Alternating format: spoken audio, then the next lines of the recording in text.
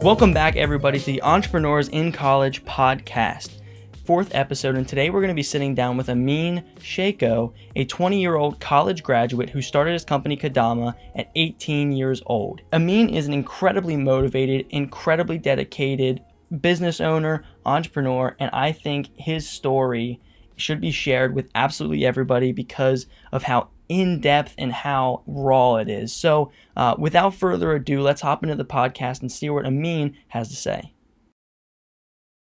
Welcome back, everyone. Entrepreneurs in College. Thomas Padula here with co-host Colin and along with Amin. I got the chills when I heard the story just because of how much it reminded me of my story. I mean, you fail, and then there's just that one deal, that one time, that one moment where it just all kind of blows up and you can realize, wow, there's something here. We have to really build something big. And I'm assuming that's kind of the feeling you had, right?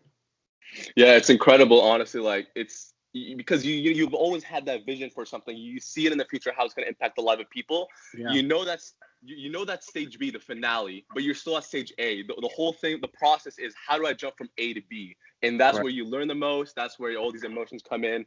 And of course, once you get closer to, goals to part B, that's when it's like the happiest moment of your life, of this journey. That's awesome. So yeah, I apologize. I haven't done a really introduction to it. I literally just heard the full story, and that's so exciting. I'm so excited that you're here to share it with everyone today. So I'm so excited to be here too. Thank you. Yeah, absolutely. So if you could please share a little bit about yourself, your background. You're 20 years old. You're already out of college, and then tell us a little bit about your business and how it all happened. Sounds good. Thank you so much for the introduction. So my name is Amin Shaykho. I'm the co-founder and CEO of Kadama. So I'm 20 years old right now. This journey really all started when I was 18. So 18 to 20 was the biggest, up and down of my life ever. Age 18, so senior year of high school. I was actually, taking some classes at the university, which did help me graduate early. But it was the first time I ever actually went up and created something publicly that would make a difference. And so I started a club called Code for Care, which is basically like a nonprofit where we make applications that help the underprivileged, right? And from doing this, when we first started, we got around 20 people. But keep in mind that none of us had experience. We didn't know how to code an app. We didn't do anything, right? So it was really a learning process. In the end, we didn't really actually get to create something that would make an impact. But this was probably one of the most, learning experiences ever, biggest learning experience I've had in my life. So here I learned some leadership skills, problem solving, team management. I had to handle disputes between different members. So it was this huge learning experience. A few months later, I actually got accepted at the University of Washington, Seattle, in their computer science department, which is the top 6 in the nation for computer science. I actually also got a full-ride scholarship to go and study there.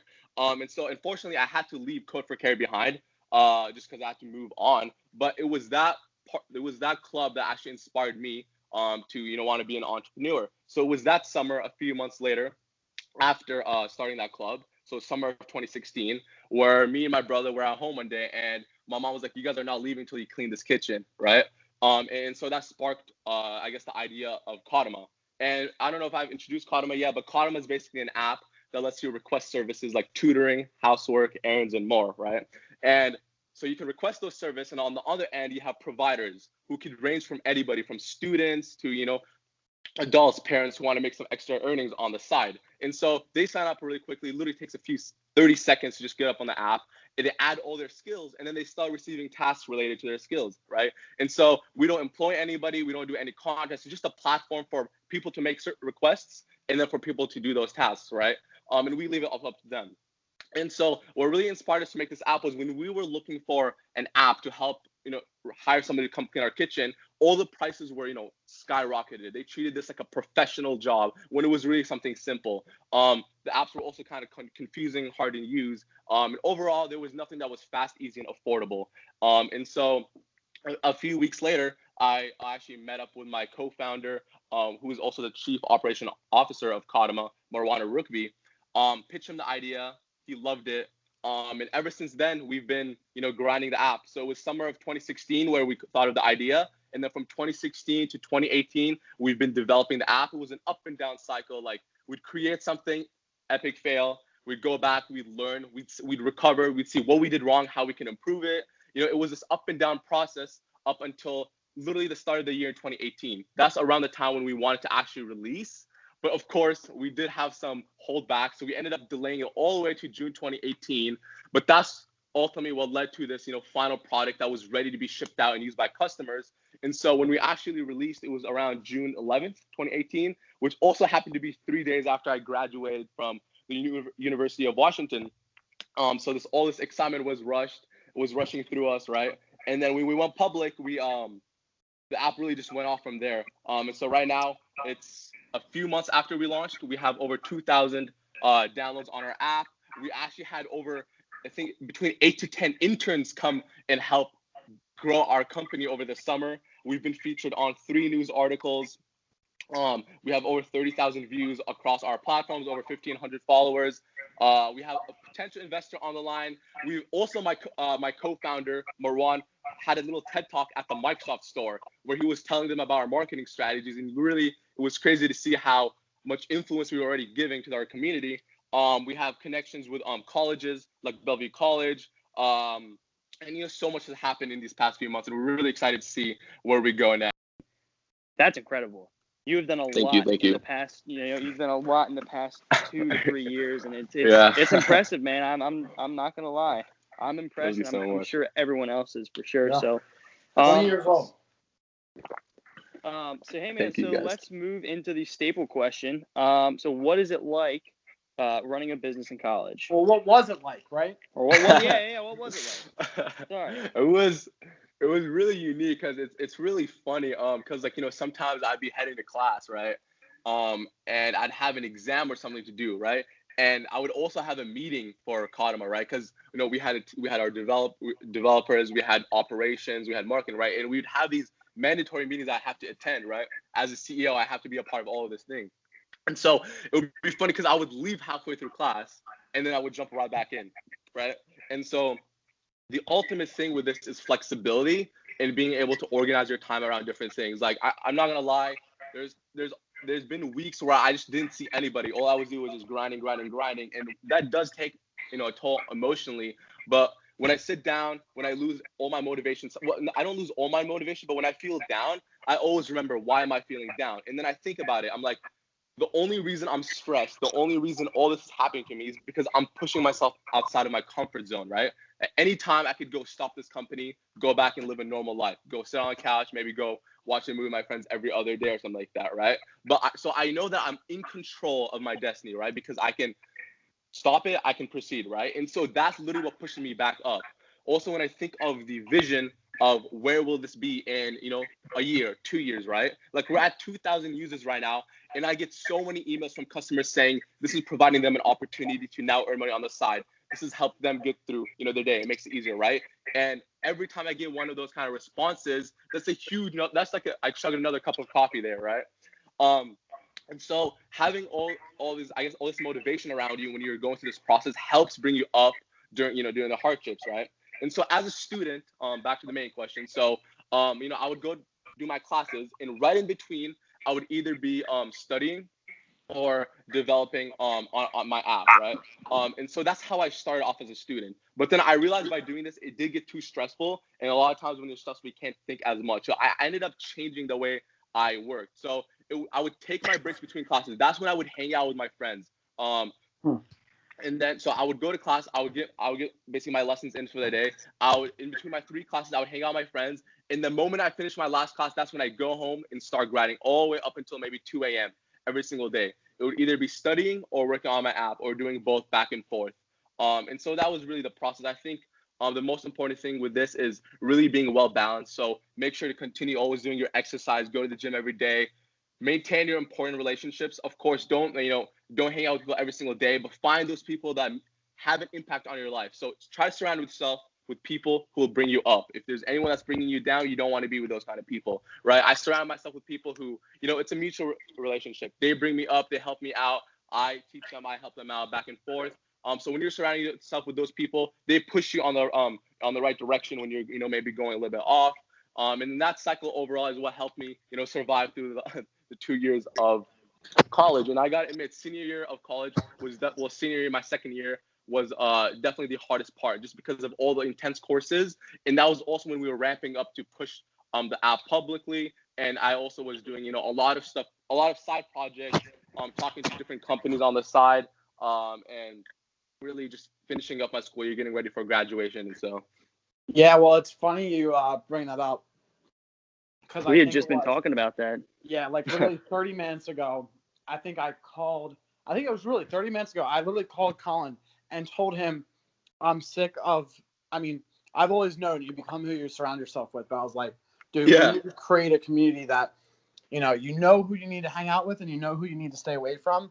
And it's the most important thing in your life is if you put yourself around the best people out there and the people that are motivated, they want to be successful, they are successful, they're like-minded, like that's who you want to be around. You don't want, people who don't actually care. You don't want people who are, just not living the life that you want to live.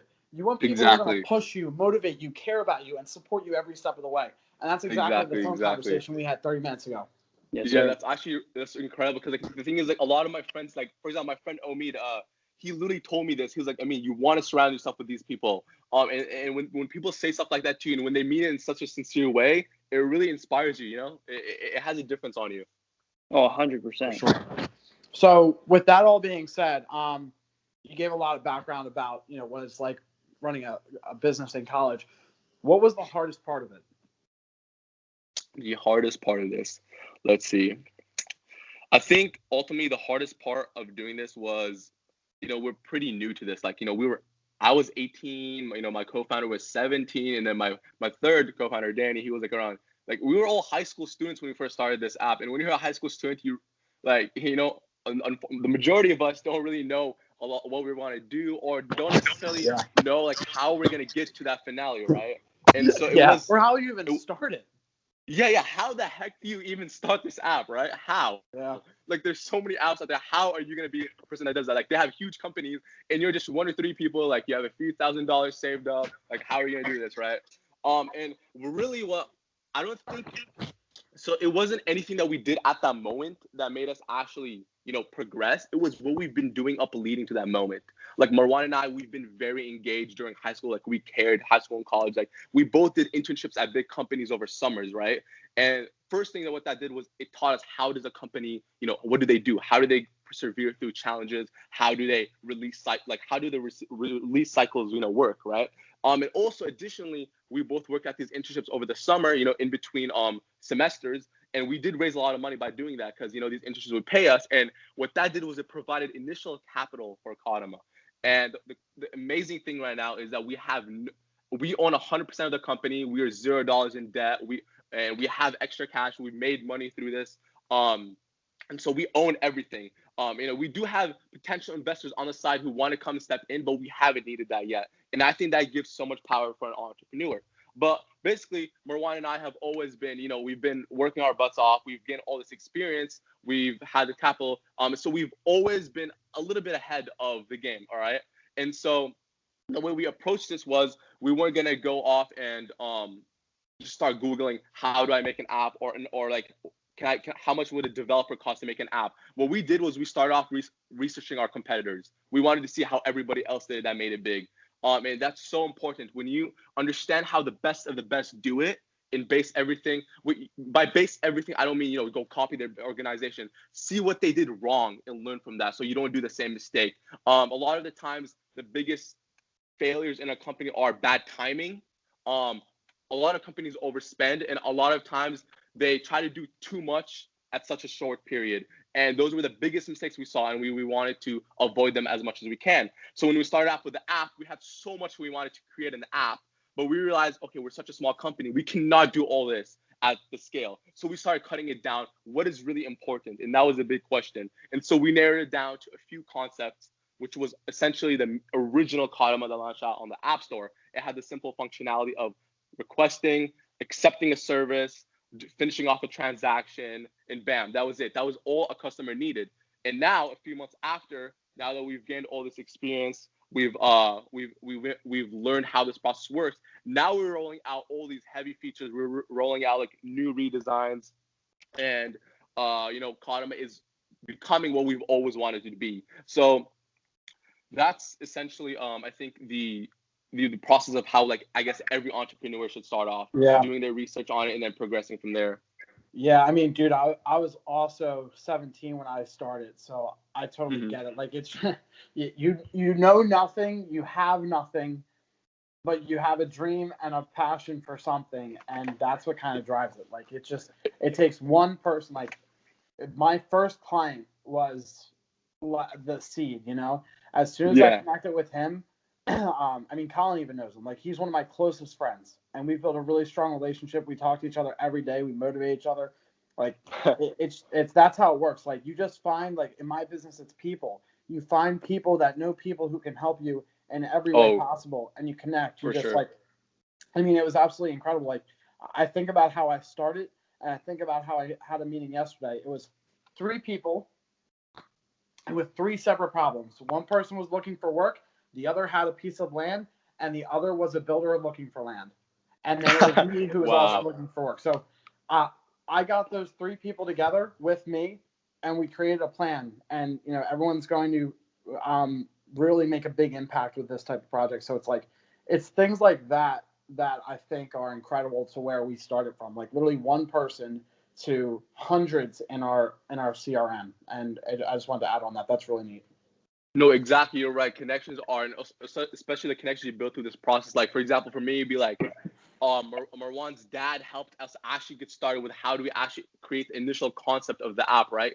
He brought us in with, you know, developers that he knew that helped us push the ball like rolling, right? And so we owe Fatty a huge thank you. My mom has been helping us through with this. And also a few of my mentors, like, there are other coworkers I've had, like Mike, for example, and Felix, where they've always been like, whenever we have questions, they're there to ask us, right? And here, the thing is, when you make a connection, you don't want to depend on them to run your business. Like, you're like, okay, if I get this investor in, that's it. My app is going big. They're not going to be the ones doing work. If you're the one that's working hard, if you're the one that's grinding, and then you talk to them to gain help for them to assist you, like, to get to the next level, that's how it should be, right? And actually, there was a funny story is, I think when we first started, we initially pitched the idea to like it was a VIP of a company in our area. And in our mentality back then, it was like, okay, the moment we bring him on, we're set. Like, this guy has so much influence, so much power, we're going to grow big. And when we actually had that meeting and left, we're like, okay, this is nothing like we thought. All he said was, show me numbers and I'll come invest, right? And so that was the reality strike. We're like, okay, this means that we're going to have to go work our butts off, right? And these are mistakes are acceptable to make when you're starting new, because you're new. No one has done this before you. No one has told you about this. So it's you who's going to go out and explore.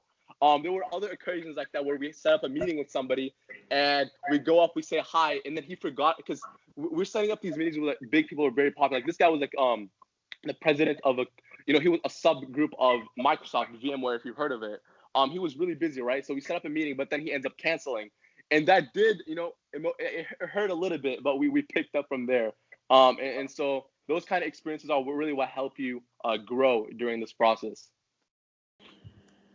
Yeah, man. See, like, one thing, I'm a huge believer in, like, who you know will get you further than what you know. And perfect example.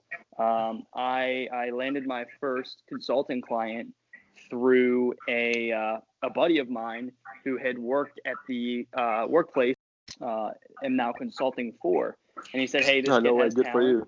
Yeah, hey, this kid has talent. You guys are stretched pretty thin.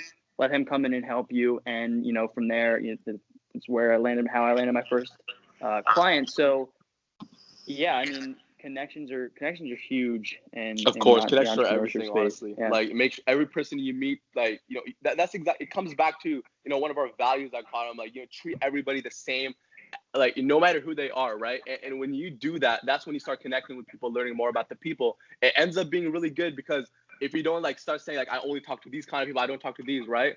Now you're exposing yourself to so many more people. And by talk, I don't mean become best friends, just be nice with them, be respectful and everything. And eventually it goes a long way. You meet that one person who can make a huge difference in your life. Absolutely. So, all right. So let's get this last question in. What does it mean to you to be an entrepreneur? Yeah, that's a good question. I think that's a very open question. Being an entrepreneur, I think that an entrepreneur is somebody who's different in a way.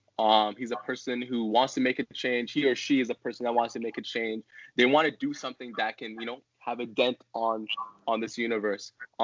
Being an entrepreneur, I think it's really an opportunity for you to go out, learn, build a connection with somebody, and try to take something to the next level.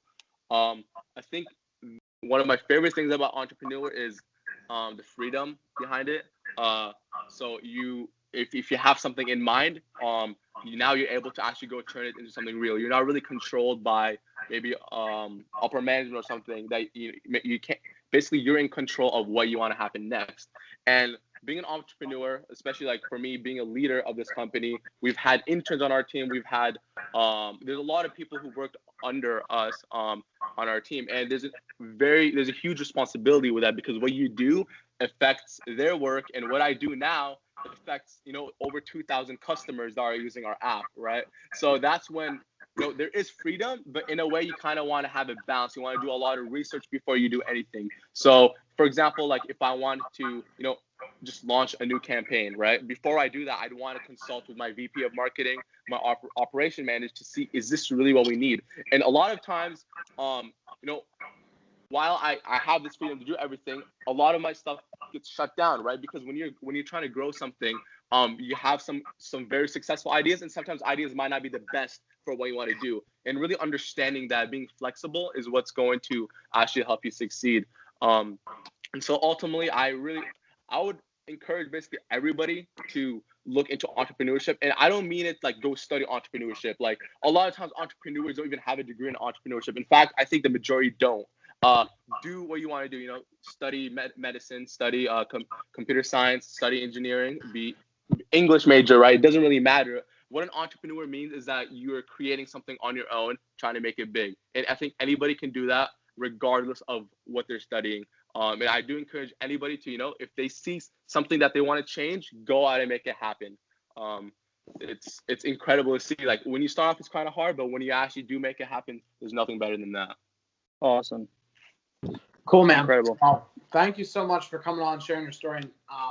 Where can everyone find you on social media and online? Okay, so you can see our company at www.kadama.com. I don't know if you guys are gonna write that anywhere, but it's spelled Kadama. So that's our website. If you go to our website, you'll be able to see our you can download our app from there. You can see founders, you can learn more about our stories, intern stories. Personally, you can find me at Amin Shaykho. So I have the same username across all social medias. I'm thinking you guys might write that down somewhere. It's kind of hard to spell, but Amin Shaykho is where you can find me on all social medias. Perfect. Perfect. Awesome, dude. Thank you so Thank much. you, And that's going to conclude this podcast. Thank you so much for coming on. Colin and I know we're very excited about this call. I'm excited to learn more about you and your business. Awesome. Thank you, Colin and Thomas. Yeah, absolutely, man. Have a wonderful day, and I'm sure we'll be in touch soon. Thank you so much. Thank you. Take care, guys. Man. What an inspiring and motivational story. And he is doing so much in his business and in his community. He's really impacting the college campus community. I think he's just going to grow from where he is. And Amin, congrats, man. You're building something that's going to be incredibly impactful to college students all over the United States and maybe even internationally, who knows. So guys, thank you so much for tuning into this episode of the podcast. And you can find us on SoundCloud, YouTube, Apple Podcasts, and Google Play. And if you do listen to us on Google Play or Apple Podcasts, please leave us a review and a rating, as it boosts our scope so we are able to reach as many people as possible. So once again, thank you guys so much for listening to this podcast, and I cannot wait to share the next coming episodes with you guys. We have some awesome guests in store. Thank you so much, and I look forward to seeing you in the next one.